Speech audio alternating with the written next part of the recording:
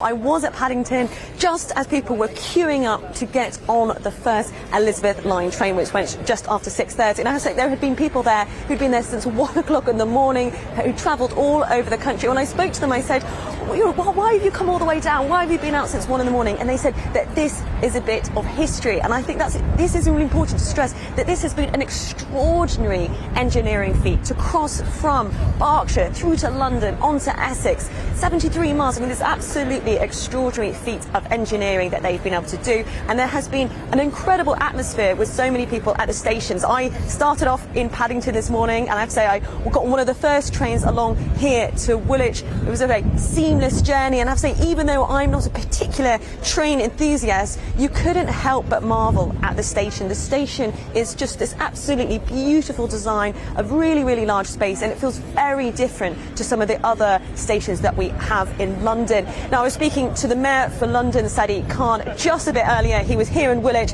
and I was asking him what his reaction was to the Elizabeth line, and this is what he had to say to me. I think it's a day when we should be proud to be British. It's a remarkable piece of British ingenuity. The train I was on, made in Derby, the station doors, made in Cheshire, the signage in the Isle of Wight, the still came from Dorset. And this is, I would say, experts agree, the best railway line in the world. Wow. The best railway line in the world. That is a strong line from the Mayor. Although it's not all bells and whistles. This has been significantly over budget as a project. And, of course, it's been delayed as well. What have been the problems here? Yeah, absolutely. It was meant to cost £15 billion, and that went all the way up to £19 billion, which, to put into context, this was double the cost involved with London hosting the Olympics. So I think it gives some suggestion there of the scale of the amount of money that was used. And it was also very, very late. It was meant to open in 2018, and it's 3.5 years late. But I was speaking to some of the staff who were involved with the project, and they were sort of saying one of the biggest issues was trying to integrate different signalling systems, different softwares. Of course, the pandemic didn't help matters as well. That really pushed many of the engineering works needed to be done. But I do think it's worth sort of pointing out here, I mean, we are talking about, there are 10 brand new stations in London today that have been built. I mean, can you imagine the engineering feat in having to sort of tunnel down under London as people go about their day? Now, if anyone's listening to this and sort of thinking, well, you know, this is, I don't live in London, why should this sort of impact me, or why should this interest me? It's important to stress this will have an enormous impact on the economy, and that's what the Mayor for London was saying to me when I spoke to him earlier. The funny thing is, right, your viewers may not know this, but look, my dad is a bus driver. I'm really incredibly proud of buses, love buses, but this line has turned me into a train enthusiast. I'm now a train spotter.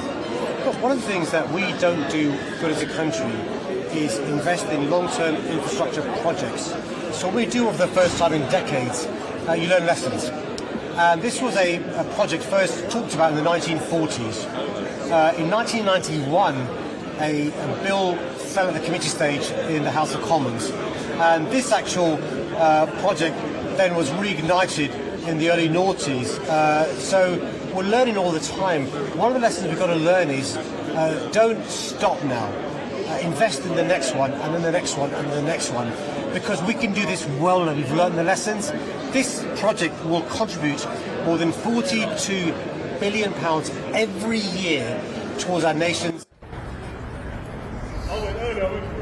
That was Sadiq Khan, the Mayor for London, speaking to me there.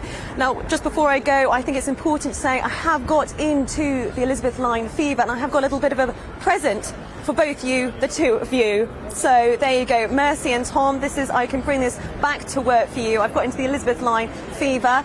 There's lots of merchandise that is available. I have to say, there are so many train enthusiasts who have been at the station today who are just so excited about the Elizabeth line finally operating after 13 years.